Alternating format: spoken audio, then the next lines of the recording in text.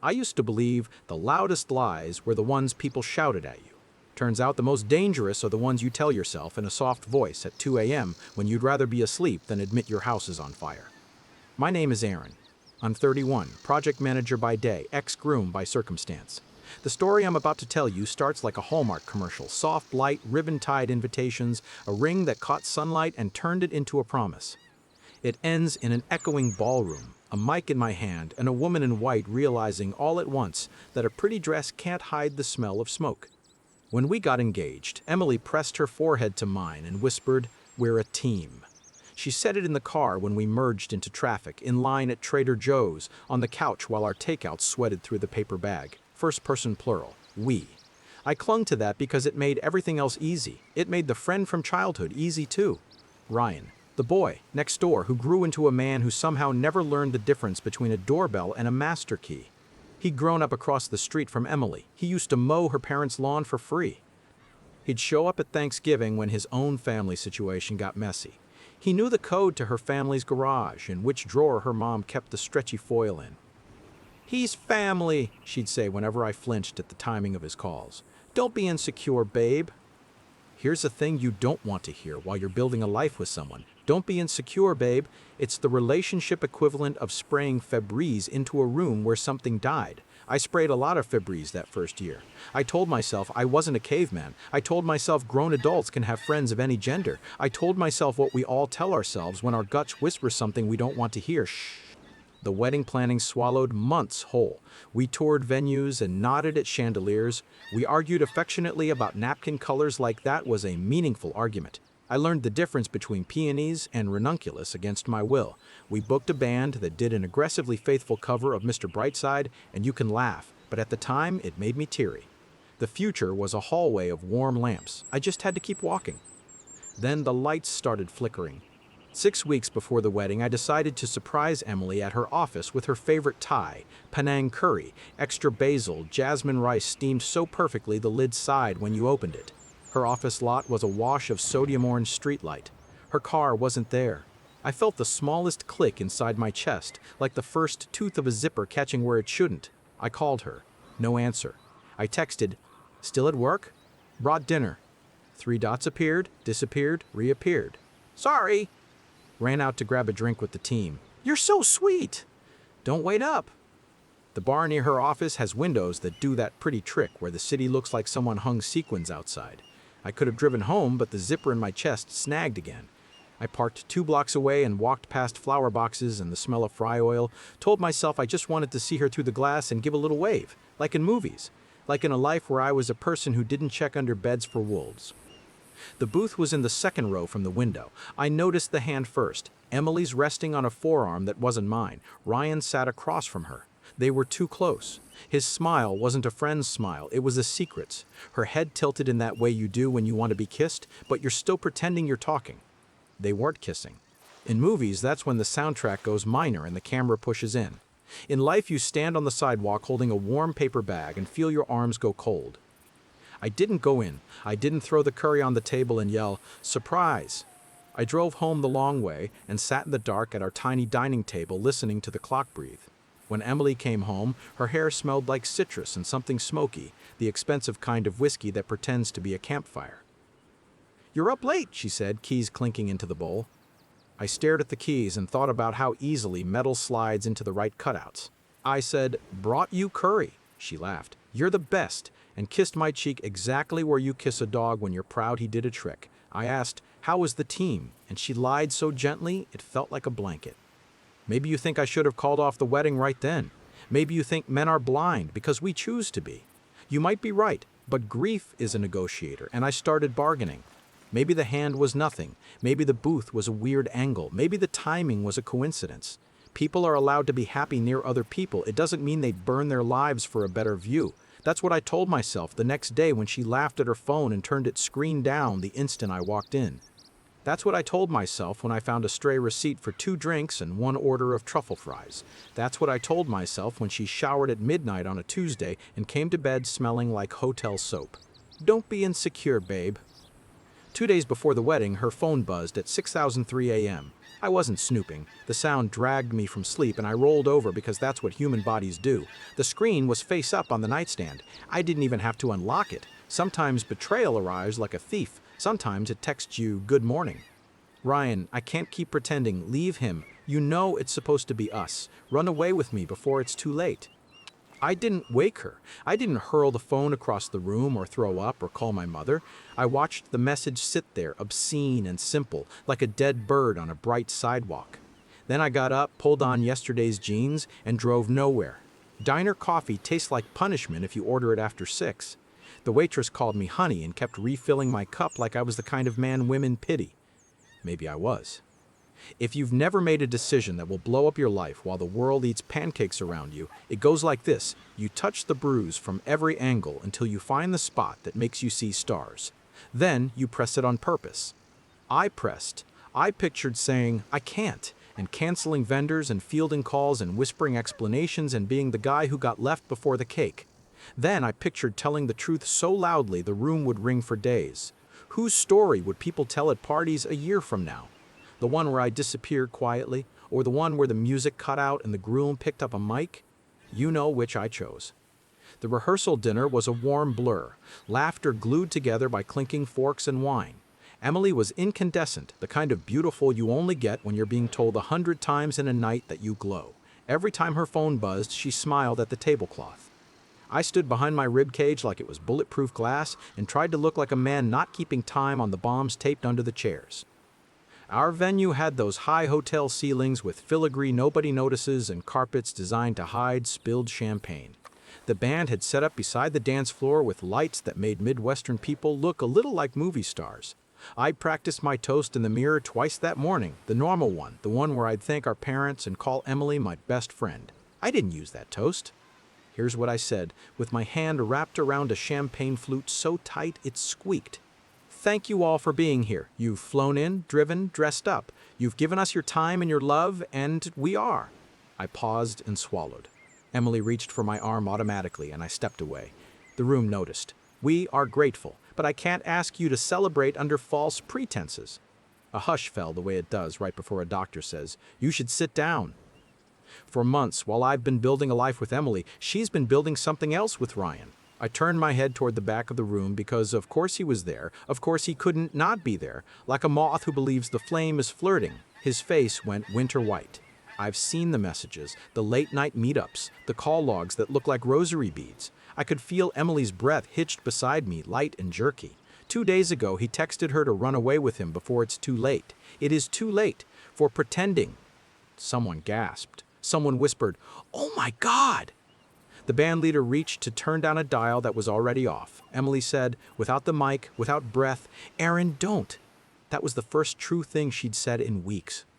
I looked at her then, not at the dress or the hair or the bruise of lipstick, but at the person I'd asked to be my future. I said, "I deserved the truth. So do all of you."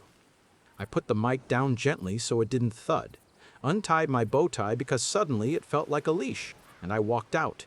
The noise behind me went chaotic and then weirdly organized, voices stacking into syllables like Lego, the rustle of hundreds of chairs at once, a mother crying, a man shouting, the word "security" said too loudly. The door opened on cool evening air and my lungs filled like bags finally finding their shape. I leaned my forehead against warm stone and laughed once, not because anything was funny, but because sometimes your body makes a noise to prove it still can. If the story ended there, it would be clean. It did not end there. I got 3 steps into the parking loop before my best man, Tom, grabbed my elbow. "Dude," he panted, suit jacket flapping. "What the actual?" He couldn't finish. I couldn't either. He pulled me into the shadow of a pillar like we were kids hiding from a principal. "She's losing it," he said. "Her mom's saying you misunderstood. Ryan's trying to push through a wall of your cousins. Your aunt slapped him." I blinked. "Which one?" "The one. The one. The one. The one. The one, the rings." I pictured Aunt Miriam's hands and almost smiled. I expected fury. I got strategy. "You're not going back in there," Tom said. "Keys." I handed them over. He jogged to get my car while I stood pasted to the column like a poster. A pair of strangers in cocktail clothes walked past me murmuring, "I can't believe at the wedding, poor guy," and I wanted to say, "I can hear you." I wanted to say, "Save your pity for the person who thinks love is a toy that costs less if you buy it in bulk." Emily called as I slid into the passenger seat. Then she texted. Then she called again. Tom's eyes met mine. Want me to throw it in the trunk? I let it ring. By the time we reached my place, the phone had turned into a strobe light of pleading. I didn't sleep. I looked at the dent in the couch we'd made together over the years and wondered stupidly about upholstery, how something remembers the shape of what sits on it. At 2011 a.m., my doorbell rang. For what it's worth, I didn't want to see her. For what it's worth, I still opened the door. She'd washed off the makeup or cried it off. Without the armor, she looked like the girl I'd met in a freshman orientation group, clutching a campus map and laughing too big. For a second, my heart did that traitor thing where it runs toward whatever looks like home. Then I smelled the hotel soap again and remembered, your nose can save your life when your eyes are busy being romantic. Can I come in? She asked. You're already here, I said, which wasn't the answer. She perched on the far edge of the couch like it might bite. Aaron, she started, this is a misunderstanding. I laughed. The sound came out mean. He asked you to run away with him, I said. Which part am I misunderstanding? The running or the away? She flinched. A beat. He's in love with me. He's always been. Intense. Intense is for hot sauce, I said. For people, we have better words. She closed her eyes and breathed in like she could inhale a justification. I didn't want to hurt you, she said, and it came out so gentle I almost fell for it. I've been under so much pressure. The wedding, my mom, the money, your family wanting a church. Ryan's a coward. He should never have texted that. He panicked. Panic people text at 6 a.m., I said. Liars delete entire threads. Her eyes flashed then. What were you doing on my phone? There it was. The pivot, not apology, accusation. I rolled over in bed, I said. Gravity put your treason in my lap. You could have talked to me, she snapped. Instead, you humiliated me in front of everyone. There was a vibrating air around that sentence like heat above asphalt. It was the first time her rage came out where I could see it. I thought of all the times I'd felt crazy and small. I thought of, don't be insecure, babe. Emily, I said softly, like you speak to a dog before you cut the leash, how long? The question found the marrow. Her face did a dozen math problems at once. It's not. She stopped, recalculated. We kissed once, months ago. It was a mistake. I told him it couldn't happen. You know how he is. He can't let go. And then with the wedding, he was clingy, possessive. She exhaled a tremor. I never slept with him. Oh, I said, as if interesting information had entered the room. Tell me something I'll believe. She stared. You're being cruel. No, I said. I'm being specific. It's the thing you hate about me. She folded into herself then. People talk about guilt looking like shame, but it looks more like someone trying to fit into a suitcase they packed themselves. I got confused, she said at last. We have history. He shows up when I'm overwhelmed. It's not about sex. You and I, we're... She groped for the word and I had it in my mouth before she found it. Solid, I said. Safe, she nodded like I'd just solved a riddle. Yes, you're home. He's... A fire, I said. And you wanted to warm your hands without burning the house. Her eyes filled again. We can fix this, she said. We can go to therapy. I'll block him. I swear. He's out. I was stupid. I was scared of settling down, and he was the past in a way that felt easy. Familiar. Familiar, I repeated. The word tasted like a kitchen blanket that never gets washed. I thought of the bar window, the hand, the angle. I didn't sleep with him, she said again, smaller this time, like a kid telling you there are no monsters because she needs that to be true. I believe you, I lied, because I no longer cared which sin killed which limb. It doesn't matter. She blinked too fast. Of course it matters. No, I said. The trying mattered. The hiding mattered. The fact that when I asked you if you were okay, you told me to stop interrogating you, that mattered. I looked at her hands. They were bare. The ring. My grandmother's ring, reset in a halo she cried over in the jeweler's, was somewhere in a ballroom under a linen napkin. You didn't want to hurt me, I said. You just wanted to be the person who didn't. She laughed when it became clear I wasn't the man who would say, Fine, let's forget the bomb you built under our dinner table. She put her shoes on in the hallway, one hand on the wall. Before she closed the door, she said very quietly, You made me feel small. There was no good answer to that. People shrink themselves all the time so someone else can feel tall. I'd done it for months. I did not know how to do it again. The next morning, I emailed the venue, the florist, the caterer, the band. There are cancellation policies written in a language that hates you. My parents came over with coffee and faces that pretended to be brave. My mother blessed herself at the sight of the tux hanging like a skinned animal and said, "God keeps receipts." My father, who doesn't cry because he was taught not to, went very quiet and polished his glasses hard enough to scratch them. I texted my boss to say I'd be offline for a few days, and she wrote back, "Take what you need. People survive worse." I tried to think of worse. The list was shorter than it should have been. By afternoon, the group chat had become a surveillance state. Screenshots. Look what Ryan posted at the bar last month. Here's a picture of them at the street fair. She told us she was with her mom. I can't believe it. I can. It turned out the world had noticed things I'd trained myself not to see. Emily's maid of honor, Jess, texted me separately. "She's spiraled since the shower," she wrote. "I tried to tell her to cut him off. She said she needed a friend. I regret not telling you. I regret not telling you. I regret not telling you." I wrote, "Me too," then stared at the two words until they meant nothing. At 6 p.m., a message request slid into my Instagram from a name I didn't recognize. Hannah. Her profile picture was a plant and a dog. "I'm Ryan's girlfriend," the message read. "I think we need to talk." I invited her to meet at a coffee shop that used to be a bank, the kind of place where cappuccinos cost the same as dinner if you order wrong. She wore a green sweater and a look you only see on people who found out the plane is crashing while the flight attendants are still smiling. We sat at a corner table beneath a sepia photo of a man in a hat pretending to be history. She slid her phone across the table like a file in a movie. The thread was a year and a half old. It was not with Emily. It was between Hannah and Ryan. At first it was sweet. Then it got weird. The last 6 months, it got worse. There were screenshots of Ryan telling Emily he loved her. Hannah had gotten them because she'd learned his passcode, the way people in love learn chords to a song. There were photos from the bar, from a park, from a coffee pickup line, where the two of them stood too close. There were voice notes in which Ryan said things like, "She's almost there, she just needs a push, and I can make her see this wedding is a mistake." In one, he laughed and said, "I can always make her cry." I listened to that one twice. People have a way of announcing themselves when they forget anyone is listening.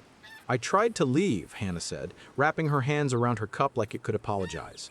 He'd cry. He'd say, "I misunderstood." He'd say she needed him because she was anxious. He'd call me jealous. I started thinking I was. He said she was weak. He said she liked attention. He said you were boring. She looked up at me then, eyes rimmed red. "You're not boring." I wanted to thank her and laugh and put my head on the table at the same time. "Why are you showing me this?" I asked. Because even in the middle of a fire, I needed to know who was pointing the hose and why. "Because," she said, "I thought I was crazy. And last night you made me feel less crazy." She swallowed hard. "He was at the wedding. He told me he was just supporting a friend." Then my phone lit up with texts. I listened to the mic feedback through the wall of the bathroom. Her laugh was a hiccup. The irony is something I'd appreciate in a book. We compared notes the way storm survivors do. Did your roof go? Did the water take the photos? Did anybody save the dog? By the time we finished our cups, we had a timeline. Ryan had been laying groundwork long before the text that woke me.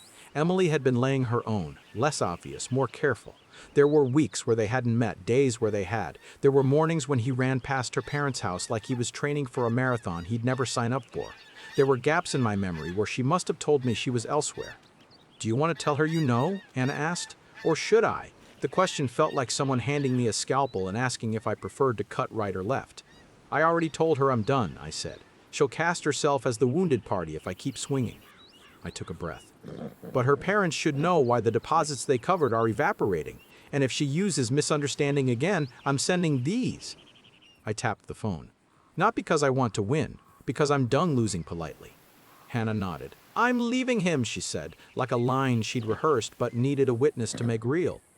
"You okay?" I asked, because it felt like the thing a human should ask another human, even if one of them shared a battlefield with your ruins. She stared at the foam in her cup. "I will be," she said. "Someday I'll laugh at this. Not yet, but someday." When we stood to leave, she hesitated. "I'm sorry," she added, "for being part of the chorus you couldn't hear until it was loud." There's a particular fatigue that sets in after a day spent relearning who you've been living with. Every object in your apartment looks like evidence. The blanket is the blanket we argued under about whether to invite her cousin who always cries. The plant in the corner is the plant she bought to prove we could keep something alive. I walked from room to room touching things like I was checking pulses. At 10 p.m., my door shook under a knock, a little too hard to be friendly. I opened it to find Emily's mother on my threshold, flanked by Emily's father like a lawyer and his client. Her mom, Nancy, is the kind of woman who believes problems are a nail and she is a hammer. "We need to talk," she said, shouldering past me. Her father mumbled, "Sorry," to my floor.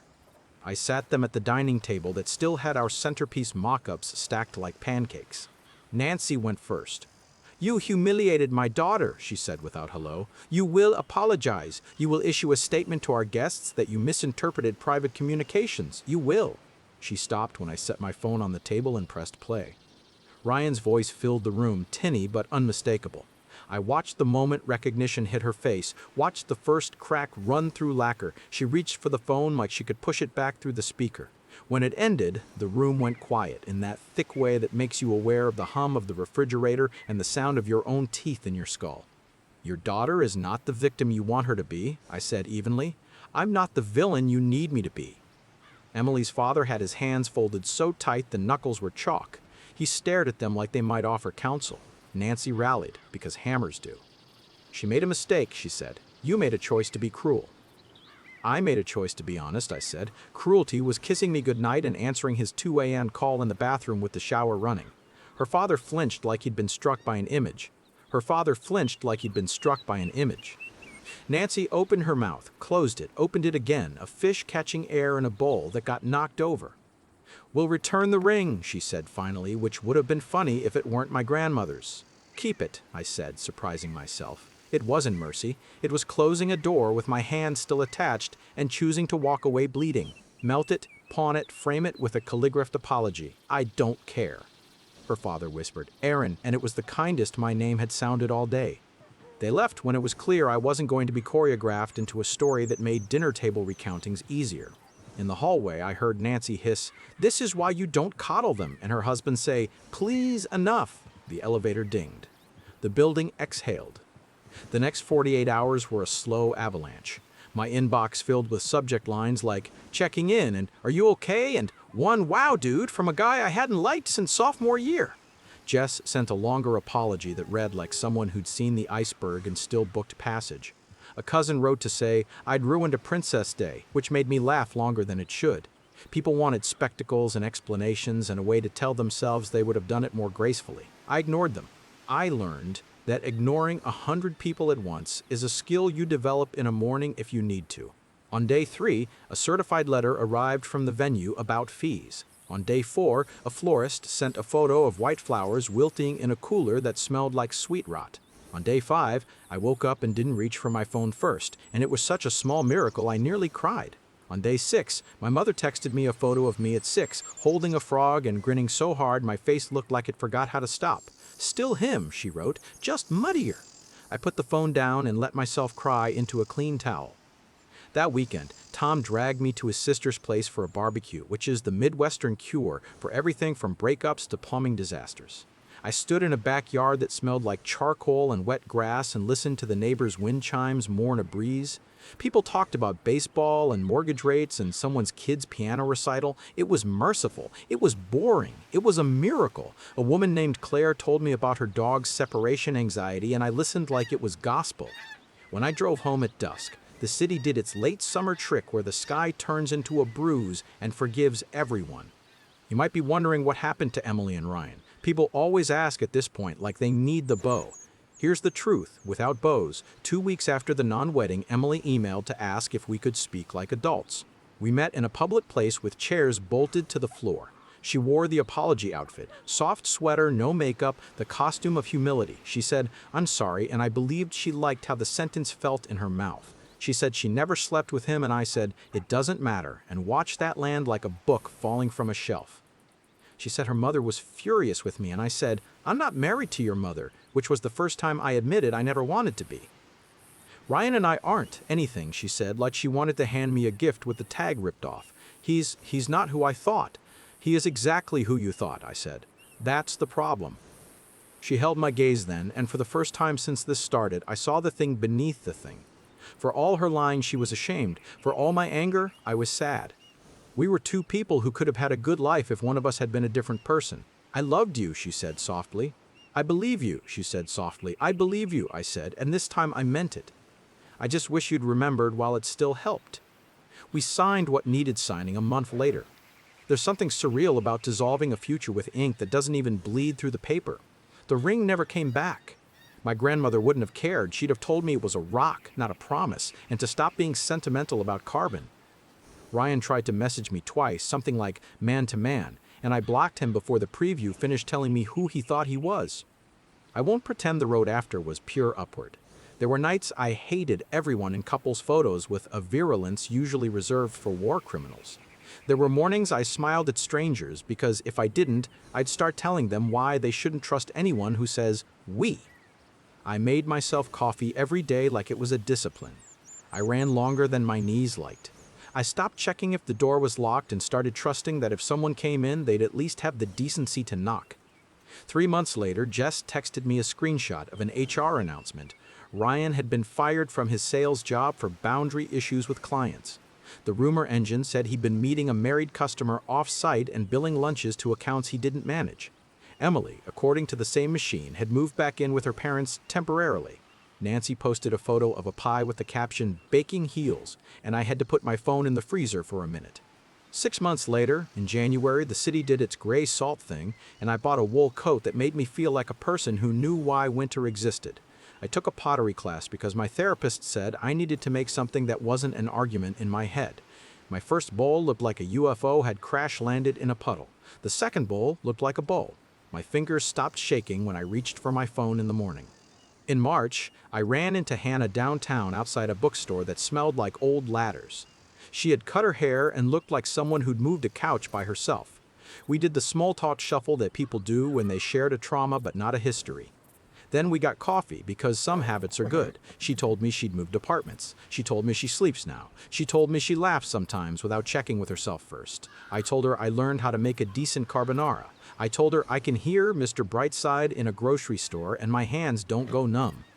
We didn't talk about Emily or Ryan because some names are potholes and the best thing you can do for your car is steer around them. The last time I saw Emily, I was leaving the farmer's market with a bag of oranges that smelled like July in a month that wasn't. She was with a friend, a woman I didn't recognize, and she lifted a hand in a small wave that didn't ask for a reply. We passed within 6 feet of each other and my heartbeat stayed inside the speed limit. I went home, sliced an orange over the sink, and let the juice run down my wrist. I took a breath, and it didn't catch on anything. I used to believe the loudest lies were the ones people shouted. I don't anymore. I believe the truth is quiet and stubborn. It sits on the nightstand at 6003 a.m. and lights up a room you didn't want to see. It waits on a bar stool while you stand outside holding dinner and all your dignity. It holds a mic for you in a room full of rented chairs and says, "You can speak now." It follows you into an empty apartment and makes sure you stand up when you think you can't. It reminds you, months later, when you taste something sweet over a sink, that your mouth still knows what joy is. I don't have a thesis except this: a wedding is not a life, a dress is not a vow, a best friend is not a loophole, and when someone tells you not to be insecure, sometimes what they mean is, stop noticing the things I'm doing. Notice anyway. You are not a dog learning a trick. You are not a piece of furniture remembering a weight. You are a person. You are allowed to leave a burning house just because it's burning. You are allowed to open a window and breathe. If you're reading this because you're sitting in a diner at dawn staring at a message that turns your stomach into a fist, here's the only blessing I know how to offer. The light gets in. Slowly. Stupidly.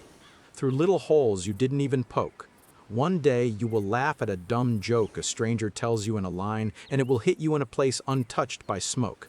One day a song will come on and you won't brace for it. One day you will look at your own hands and think, these are good hands. They can build a table. They can shape a bowl. They can hold someone who isn't trying to balance on the edge of a promise. One day you will be boring in the way content people are boring, and it will be the best thing that ever happened to you. I won't pretend I didn't want revenge. I did. In another version of this story, I sue everyone and donate the settlement to a nonprofit that teaches people to mind their business.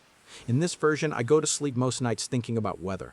Some mornings I wake up and it's raining in a room where the windows are closed. Some nights the sky is so clear I can see every star over a city that pretends it doesn't have them. I walk, I make breakfast, I text Tom stupid memes. I buy my mom flowers because she saved all my baby teeth like a tiny serial killer and I owe her for that. I wave when I see my super because decent men deserve to feel seen. I tip baristas like they're union organizers. I do my job. I go home. I do not wait for someone to be the person I love. I love the person I am becoming. That's my whole story, or as close as a person ever gets to the whole. There are details I left out that don't matter, and details I included that do, and if you disagree, you're welcome to write your own. If you're on the fence about a man or a woman who calls someone else like family, check what your body does when their name lights a screen. If it tightens, don't loosen it by force. If it relaxes, guard that ease like a candle in wind.